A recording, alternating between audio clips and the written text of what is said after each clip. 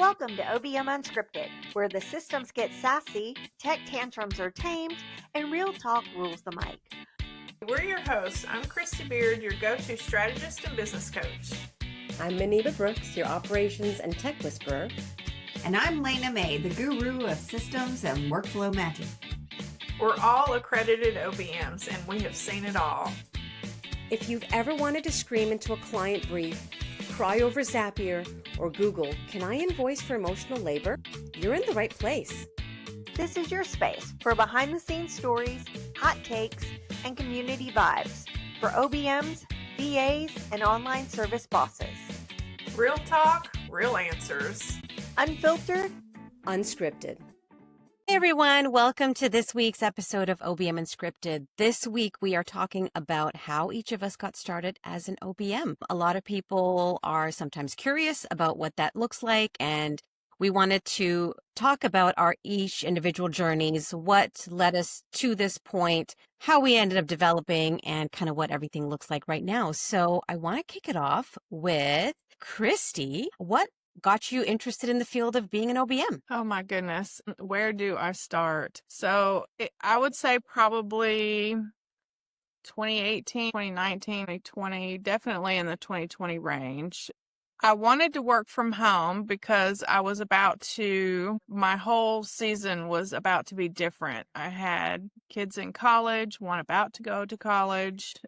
So I was going to have quite a bit of me time, but I wanted it to be a productive kind of me time. So I started doing searches, and of course you don't know what you don't know. And I didn't know the keywords to search to find for what I wanted. Everything that, work from home, you search that, and it was on-site jobs, not work from home type of, off-site jobs, or remote, I guess is what they call them. See, I still don't even know, and I'm doing the thing. So I started doing that, and I was getting into some online groups and communities, and I heard about VAs and Virtually Savvy. I was trying to think of the name.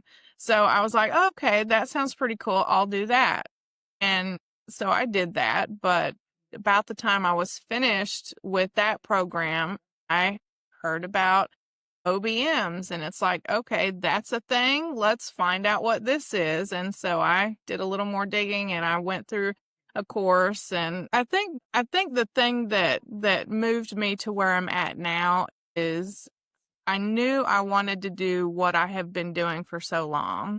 And that just seemed like the next step is to do what I do online. And I guess that's what really started my journey. So did you find that your journey was gradual as you progressed through the programs, or was it like a sudden shift that was made? Well, it wasn't really a sudden shift because it was something that I knew I wanted to do. I was just not sure how to start doing it. And of course, being in the industry for decades, it dawned on me, VA is not where I want to land because I have more to offer. Nothing against VA work, but I knew I didn't want to do like the data entry and that sort of thing. I wanted to help business owners set up their business in a way that allowed them to grow and scale and actually hit the goals and the dreams that they had when they initially started their business. And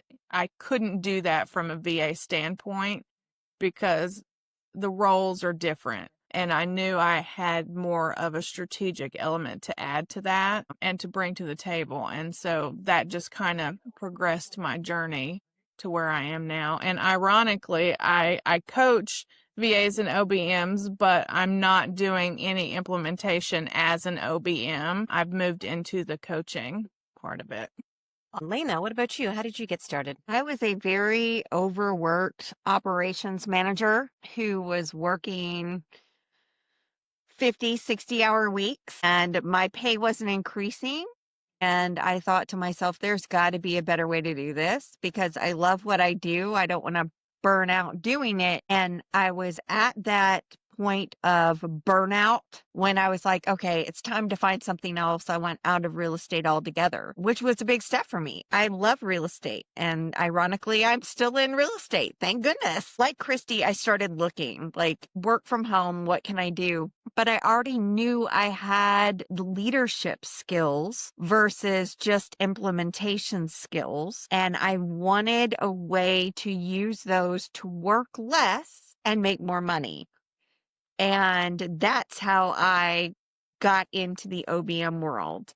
And me being as desperate as I was, jumped right into that without realizing what questions to ask. Now I'm a little older and wiser about that. I was taking 2 courses simultaneously. I was taking an OBM course and an operations course. So it was a lot of work on top of my 50, 60 hour a week full-time job that I was just like, okay, yeah, I got to start backing off of some of this because sleep is good. So it sounds like there was maybe a bit of questioning from both of you as to whether this might be the right thing or if it wasn't the right thing, if it was a fit. So Christy, tell me about your initial steps into the OBM world after you did the course.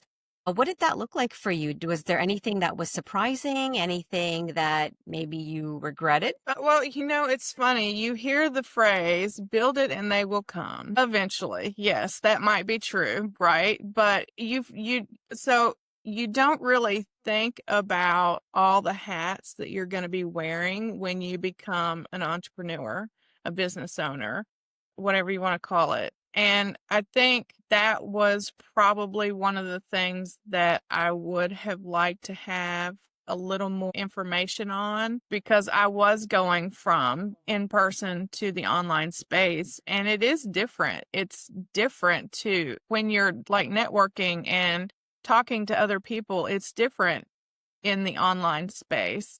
And I think that's one of the things that I would have liked to have had more information on, how it actually works and the best methods to get the awareness out there and to let people know what you're doing. I initially just told people what I was doing, that the ones that I had worked with in person, and then let them know if they have anybody in mind, or if they would need my services, definitely let me know. But that's kind of what I did. But I think the marketing part of it, that's a whole nother beast that definitely needs to be thought about when you're considering doing a move to becoming an entrepreneur in general, but an OBM especially. What about you, Layna? What was the most surprising part?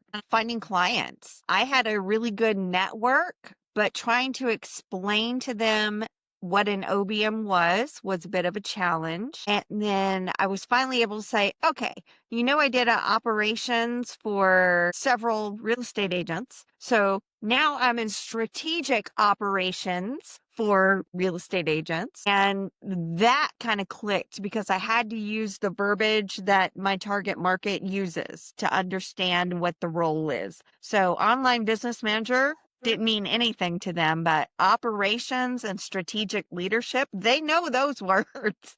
So that's how I started marketing myself. And it was a bumpy road at first. I kind of made the transition, handed off my role to somebody else, tried to train them quickly, and that ended up turning into a big mess.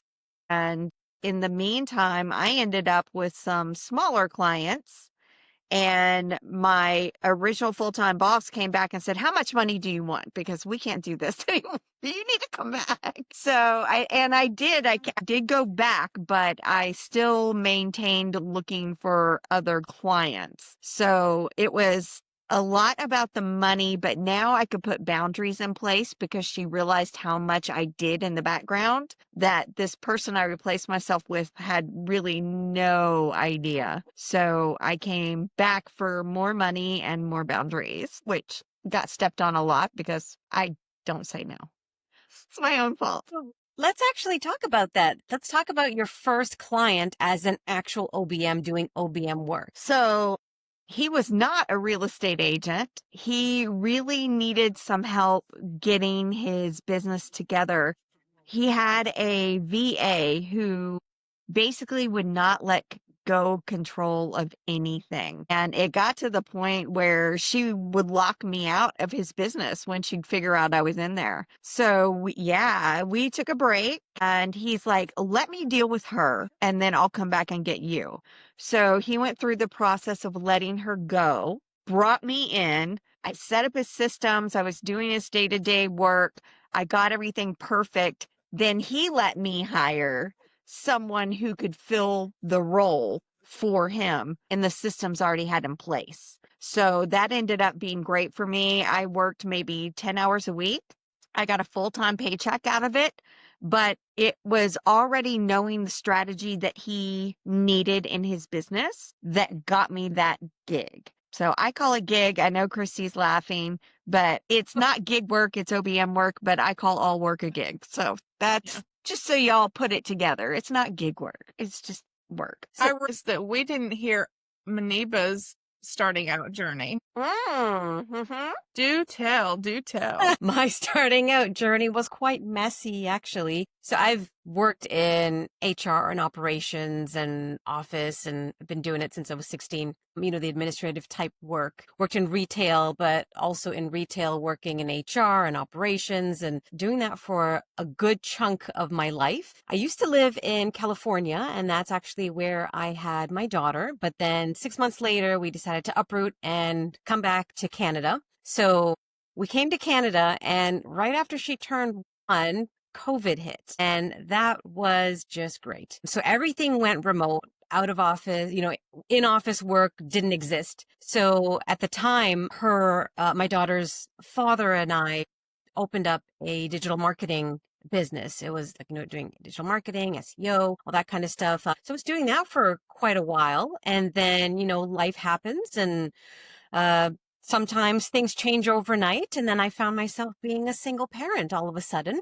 and needing to figure out how do I pay the bills. So at that point, continuing in that digital marketing business was not an option for me. That was something that her dad, took with him as we parted. So I had to quickly figure out, okay, that was how we were keeping the lights on. Now that is not a viable option for me. What do I do? So I started taking on work as a virtual assistant, and that was through an agency. And of course, sometimes when you sign with agencies, the pay just isn't enough. And living in Ontario, where everything is pretty expensive and you're paying over $2,000 a month in rent, sometimes you only have a certain amount of hours in a day to work. And the VA paycheck wasn't helping me through that process. So I actually ended up first looking for other jobs, like a real job, go out and get a real job.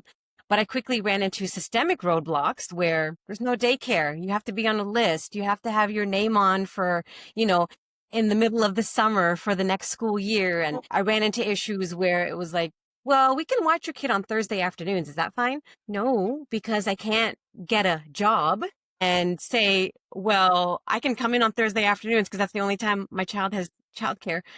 So it was looking for alternatives. How can I make all of this work despite not having systemic supports, despite not being able to afford a paid spot in the daycare at the time? So it was a bunch of patchwork that kind of eventually led me to figuring out what an OBM was. It was all that late night Googling. How do I pay the bills? How does any of this work? How do I get through life right now? Because this is really scary and I need to put food on the table. So that's when I came across OBM. And as I read more about it, I was like, I already do this. I'm literally doing this as a VA right now. I'm hired as a VA for these X amount of clients, but I'm going in and looking at their operations. And I'm like, well, that's dumb. We're wasting time here. Let me just fix that. And then it'll make it easier.